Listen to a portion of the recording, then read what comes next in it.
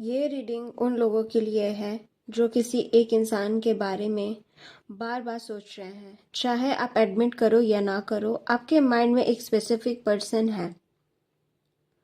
मैं नाम नहीं पूछूंगी, बस एनर्जी फील करो, क्योंकि आज जो 5 कार्ड्स निकले हैं ये उसके दिल, दिमाग और इंटेंशन का सच बताएगा। एक वार्निंग है, ये रीडिंग थोड़ी इंटेंस हो सकती है क्योंकि कुछ सच ऐसे होंगे जो आप सुनना नहीं चाहते हैं, पर इग्नोर भी नहीं कर पाओगे। अगर रेडी हो तो चलो शुरू करते हैं पहला कार्ड से। So the first card we have 2 of cups. Connection बहुत स्ट्रांग है, फीलिंग्स भी स्ट्रांग है, और ये डायरेक्टली आप दोनों के कनेक्शन की बात करता है। ये कार्ड यहाँ क्लियरली दिख रहा है, फीलिंग्स वन साइडेड नहीं है। जो आप फील कर रहे हो ऑलमोस्ट वही एनर्जी वहाँ से भी आ रही है, पर डिफरेंस क्या है पता है? आप फील करके एक्सप्रेस करना चाहते हो और वो फील करके हाइड करते हैं। वो इमोशनली अटैच्ड है पर ओपनली एक्सेप्ट नहीं करेंगे ये चीज़, क्योंकि उन्हें लगता है अगर वो वल्नरेबल हो गया तो कंट्रोल लूज कर लेंगे, और इसी वजह से सिचुएशन कॉम्प्लिकेटेड हो रही है। अब दूसरा कार्ड, ये थोड़ा हेवी है। यहाँ कनेक्शन, कंफ्यूजन और हिडन चीज़ें दिख रही हैं। थर्ड पार्टी का चांसेस दिख रहे हैं, लेकिन हमेशा थर्ड पार्टी का ये चांसेस नहीं होता है कि किसी दूसरे इंसान होता है, राइट? यहाँ पे थर्ड पार्टी का कनेक्शन ये है कि उनके पास ट्रॉमा, ईगो या कमिटमेंट का डर उन्हें बहुत है। वो आपको इग्नोर नहीं कर रहे हैं, वो अपने इमोशंस को अवॉइड कर रहे हैं। उनको समझ नहीं आ रहा है कि आपके पास आए या खुद को बचाएं। अब तीसरा कार्ड देखते हैं कि ये कार्ड क्या बताता है। ये सबसे ज़्यादा रियल और रॉ एनर्जी कार्ड आया है। रात के टाइम जब सब डिस्ट्रैक्शंस ख़त्म हो जाते हैं, तब वो सिर्फ आपकी बारे में ही सोचते हैं। ओल्ड चैट्स, मेमोरीज, आपकी स्माइल, आपके साथ स्पेंड किया हुआ सारा टाइम सब याद करते हैं, पर मैसेज क्यों नहीं करते हैं?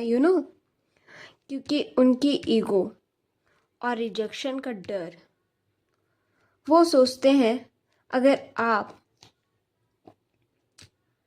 रिस्पॉन्ड नहीं किए तो उनका सेल्फ रेस्पेक्ट जो है वो हर्ट होगा, इसलिए वो चुप रहना ज़्यादा चूज़ करते हैं। पर इसका मतलब ये नहीं है कि उन्हें फ़र्क नहीं पड़ता, उन्हें बहुत ज़्यादा फ़र्क पड़ता है इस रिश्ते से, आपके इमोशन से, आपके एक्शन से उन्हें बहुत ज़्यादा ही फ़र्क पड़ता है। अगर आपको भी लग रहा है ये रीडिंग आपसे कनेक्ट कर रही है, तो 1 सेकेंड के लिए पॉज करके अपने पर्सन का नाम माइंड में बोलो, एनर्जी और क्लियर हो जाएगी। So with the fourth card, अब फोर्थ कार्ड ये बताता है कि उनके इंटेंशंस के बारे में यहाँ क्लियरली दिख रहा है। वो आपसे कंप्लीटली दूर नहीं जाना चाहते हैं, पर वो कंसिस्टेंट भी नहीं रह पा रहे हैं। वो आपको लूज़ नहीं करना चाहते, पर एफर्ट भी फुल नहीं दे रहे। ये सिचुएशन आपको कंफ्यूज कर रही है और उनको कंफर्टेबल, क्योंकि जब तक आप वेट कर रहे हो उनका, तब तक उन्हें डिसीजन लेने की ज़रूरत नहीं है, और यही सबसे बड़ी इशू है इस रिलेशनशिप में।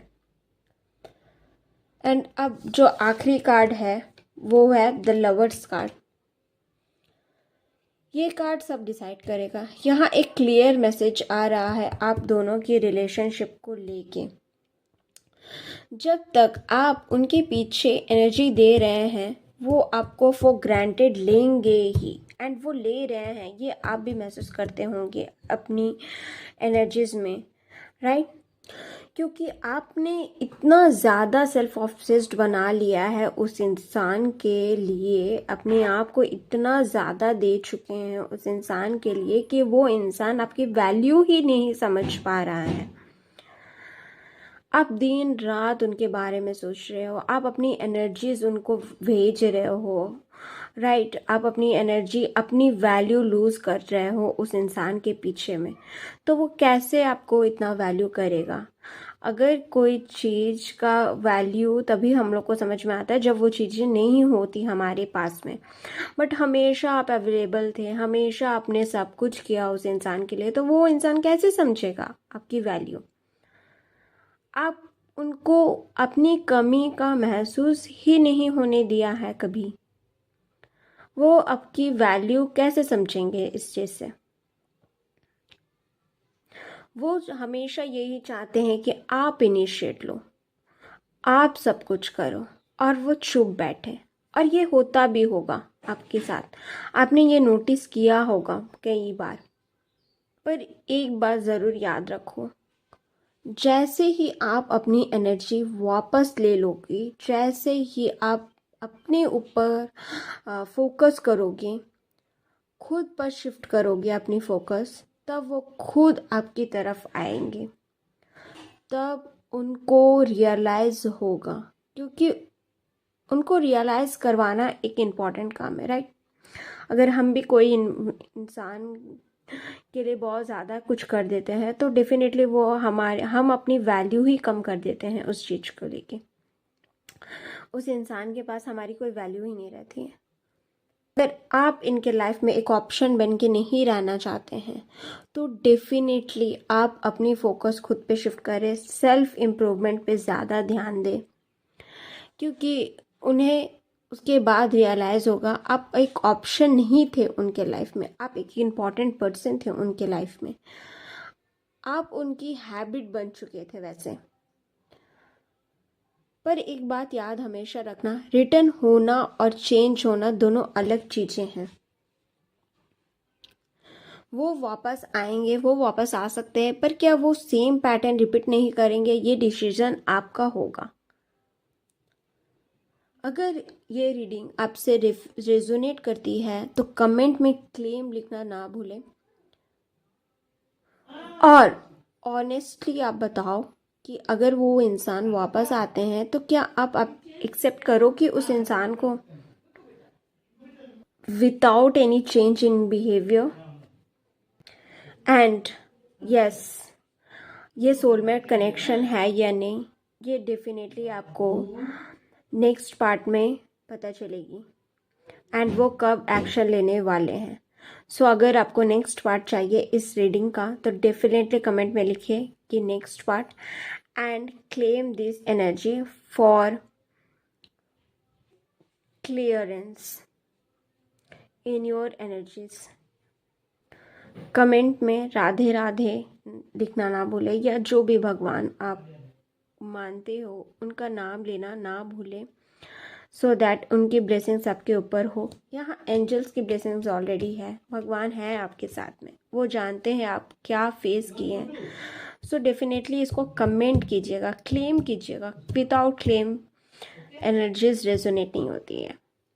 सो क्लेम कीजिएगा, और नेक्स्ट वीडियो के लिए आप डेफिनेटली कमेंट करना ना भूलें।